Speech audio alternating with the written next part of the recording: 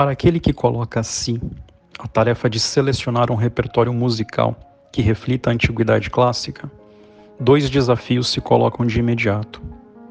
O primeiro deles está relacionado à questão musical propriamente dita. Diferentemente de outras artes, escassos são os registros musicais que chegaram até nós. Da mesma forma, a distinta notação musical utilizada se coloca como barreira ao estudioso que almeja recuperar o espírito da prática musical de gregos e romanos. Ainda que a música sacra tenha retomado e retrabalhado alguns desses registros históricos, o que parece prevalecer é, evidentemente, o espírito cultural da época do canto-chão e do canto gregoriano. O segundo desafio se relaciona à questão temática. O gênero da ópera se destaca em terreno da retomada dos temas clássicos. A própria origem do gênero, que remete a finais do século XIX na Europa, mais especificamente na Itália, tinha a pretensão de reviver a forma como teriam sido encenadas as tragédias clássicas na Grécia e em Roma. O produto final, no entanto, reflete um tipo de arte dramático-musical intrinsecamente ligada ao seu contexto histórico e cultural de produção. E, nesse sentido, não poderia estar mais distante do que provavelmente caracterizava a arte musical da antiguidade. Frente a esses desafios, a escolha efetuada recai sobre um nome basilar da história da música ocidental: Johann Sebastian Bach. A prática musical, ainda na época de Bach, revelava dificuldades relacionadas à divisão de corda e de oitava, que remetem a Pitágoras.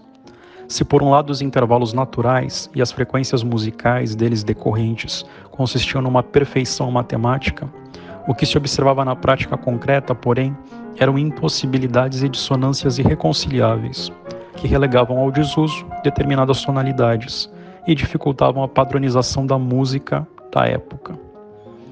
Bach pode ser considerado o maior responsável pela ampla difusão do sistema de temperamento em música, que consiste em ajustes de afinação de modo a permitir a plena execução musical em todas as tonalidades modernas. Como ilustração do sistema, a obra de referência O Cravo Bem Temperado traz 2 livros com 24 prelúdios e fugas, ilustrando a possibilidade de plena execução musical em cada uma das tonalidades maiores e menores. Trata-se de obra basilar na história da música ocidental, que retoma, sistematiza e aprimora o que veio anteriormente e fundamenta as bases para o desenvolvimento posterior da arte musical. A escolha da obra de Bach, portanto, tem motivação e, quiçá, a pretensão de estabelecer um paralelo entre sua música e o 9º encontro de professores de latim promovido pela BPL, na medida em que pretende retomar, rememorar aquilo já estabelecido pelas edições anteriores, ao mesmo tempo em que se pretende firmar bases de contribuição para os eventos futuros. Logo, as faixas musicais selecionadas serão alguns dos prelúdios e fugas da obra O Cravo Bem Temperado, de Johann Sebastian Bach.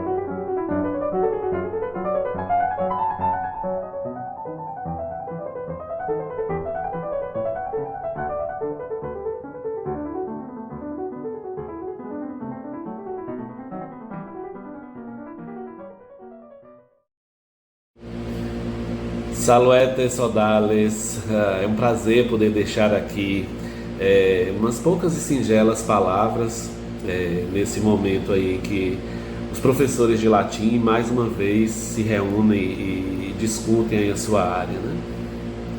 Bem, quando nós publicamos um pequeno histórico da ABPL no encontro nacional anterior, nós dividimos a história da associação em 3 fases distintas, né? Essa fase inicial, né, com aqueles encontros prévios de docentes, com pretensões de diálogos e de trocas de experiências, né? Depois uma fase de institucionalização, em que a partir daquelas discussões todas ocorridas nos encontros prévios, a gente decide, né, enfrentar os passos da fundação de uma associação de classe, né, com os encontros de Salvador e de Manaus, né?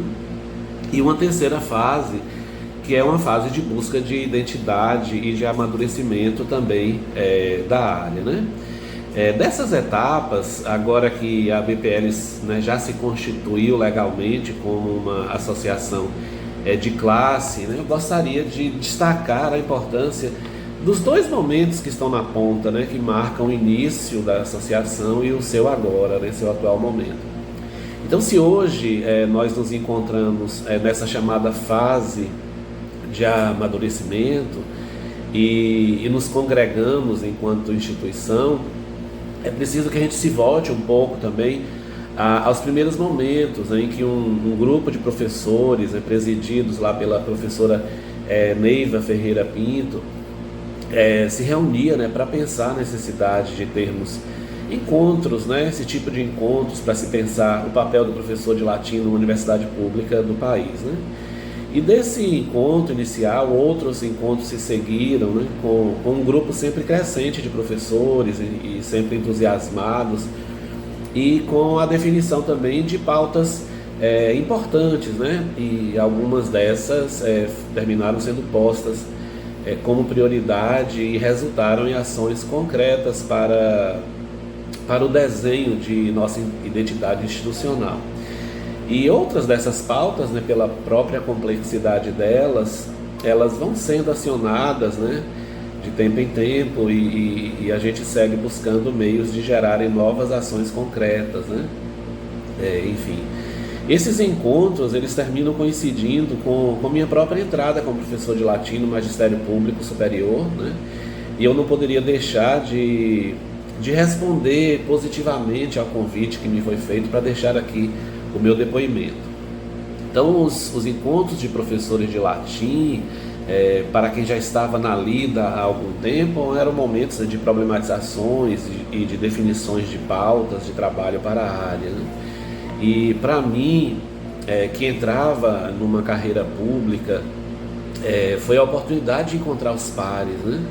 Foi a oportunidade de identificar problemas e alegrias comuns, de encontrar, né, de me ver, né, num grupo com uma identidade que naquele momento era uma identidade ainda um pouco mal desenhada, né, no conjunto de realidades aí do nosso país, né? Mas era um todo, né, que sempre vimos disponível para a luta, né? Então, reconhecendo que esse momento que vivemos, né, de amadurecimento da nossa área, eu penso que seja importante que a gente se volte às pautas dos antigos encontros, né, de quando ainda éramos um grupo de professores de latim ainda dispersos nacionalmente, né, mas que buscaram se encontrar para pensar em pautas comuns de trabalho, né, e que a gente siga enfrentando aí os dilemas futuros, né, e assumindo frentes de trabalho importantes, né, que foram se rascunhando ao longo aí desses 10 anos, alguns anos aí, desde 2010, ou seja, já temos aí uns 14 anos, né, de quando a gente começa a se encontrar. Então eu deixo os meus cumprimentos a todas e todos os colegas, né, especialmente aos membros da atual diretoria, que agora celebra mais um encontro, né, mais um momento de congregação. Eu desejo ótimas discussões nesse 9º encontro da ABPL, né, e que venham outros encontros sempre, né? Então, um grande abraço a todas e todos e até breve.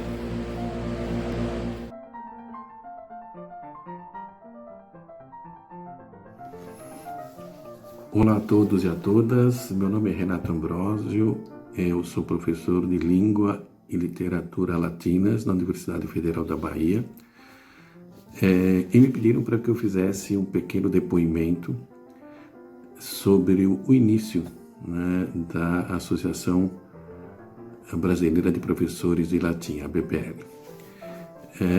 E eu, como fui eleito primeiro presidente, então estou fazendo aqui esse pequeno depoimento.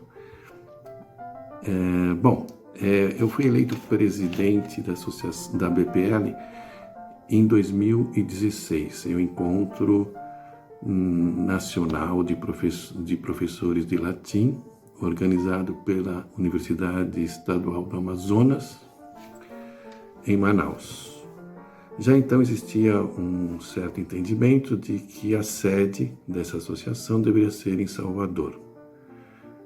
E como então havia 2 professores da UFBA presentes nesse encontro, a professora Tereza e eu, não posso dizer que eu me candidatei exatamente à presidência, mas eu fui escolhido como primeiro presidente da BPL. Talvez mais pelo fato de eu ser da Bahia, ou da Universidade Federal da Bahia, do que por qualquer outro motivo. Seja como for, então, desde então, eu exerci a minha presidência de 2016 a 2018.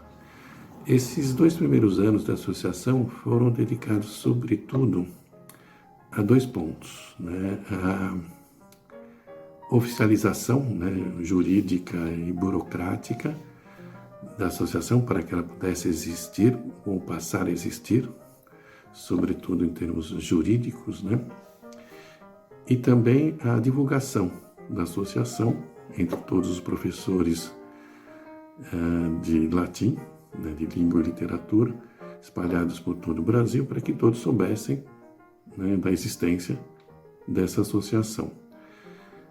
Então não foi um período de grandes realizações acadêmicas ou científicas, mas foi um período, para mim, pelo menos, muito gratificante, porque eu pude ter a oportunidade de ver essa associação nascer e se afirmar, né, passar a existir juridicamente. E a partir daí também tive a satisfação de ver a associação produzir vários encontros, várias atividades muito interessantes e muito importantes para a nossa área. A minha presidência terminou também em Manaus, em 2018, também em um encontro nacional de professores de latim, de língua e literatura, organizado também pela Universidade Estadual do Amazonas. Se eu não me engano, também a eleição do segundo presidente, da segunda presidente, não foi imediatamente em Manaus, mas foi logo depois. Basicamente é isso. Obrigado a todos. Olá a todos e todas, meu nome é Ana Tereza Basílio Vieira e eu sou professora titular de Língua e Literatura Latina da Universidade Federal do Rio de Janeiro.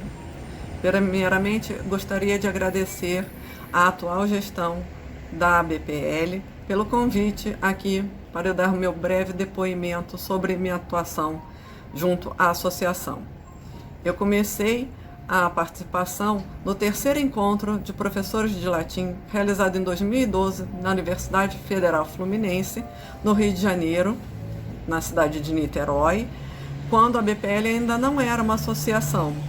A minha atuação naquele momento se deu como integrante da comissão organizadora do encontro, juntamente com a professora Lívia Lindóia Paz Barreto. Foi nesse momento que ocorreu a aprovação da criação da associação. Mais tarde, durante o 7º Encontro Nacional de Professores de Latim, realizado em 2018 na Universidade Federal do Juiz de Fora, foi eleita a diretoria composta por mim, como presidente da BPL, a professora Cátia Teonia Costa de Azevedo, que foi a minha vice, professor José Amarante, da Federal da Bahia, professor Douglas Gonçalves de Souza, da Unial, professora Rívia Silvia Fonseca, da Universidade Federal Rural do Rio de Janeiro, e professora Thaís Pereira Bastos, da Universidade Federal Fluminense. Nossa atuação deveria ter sido por 2 anos, como era costume ocorrer, culminando na Assembleia de 2020. Entretanto, a pandemia de Covid-19 fez a todos nós mudarmos os rumos das nossas histórias. Impedidos de nos encontrarmos presencialmente, passamos a lidar com outros fatores que nos levaram a realizarmos uma assembleia virtual, solicitando a aprovação de uma extensão de mandato até 2022. Então, nossas atuações se deram, na verdade, numa gestão de 2019 até março de 2022. Um novo olhar foi dedicado à BPL com a criação de uma página no Facebook e outra no Instagram, e a criação do canal do YouTube. Esse, aliás, foi o meio escolhido para a realização do ciclo de conversas da BPL, uma série de 6 lives, uma a cada mês, onde 3 docentes conversavam conosco sobre a sua atuação. Nossa intenção era de convidar docentes de todas as regiões do Brasil numa forma de ouvir a todos e a todas. Em 2021, foi realizado um questionário do perfil docente, tendo como base um primeiro questionário editado pelo professor Fábio Fortes, da Federal de Juiz de Fora. Amadurecendo algumas questões e sugestões apresentadas por alguns colegas, aprimoramos o questionário como uma forma de refletir o ensino, a pesquisa e a extensão no Brasil, a atuação dos docentes e a sua formação. Então, surgiu o perfil docente de 2021, idealizado pelo professor José Amarante, onde discutimos todas estas questões. Esse perfil foi lançado como livro durante o encontro de 2022. Esse encontro, que era, na verdade, o 8º Encontro Nacional de Professores de Latim, foi realizado de 14 a 18 de março, de uma forma totalmente virtual, com a apresentação no canal de YouTube da BPL. Então, nós contamos, nessa época, com uma conferência de abertura, com a professora Neiva Ferreira Pinto, professora titular, aposentada da UFJF, 4 mesas redondas, sendo uma sobre o latim na América Latina, 2 minicursos e o lançamento do nosso perfil docente 2021. O fim do encontro combinou com a assembleia realizada no dia 18 de março, em que foi lançado o perfil e foi realizada a nova assembleia para a nova diretoria. Então, foi um trabalho muito grande de equipe durante essa gestão, ao qual dedicamos com afinco nossos trabalhos.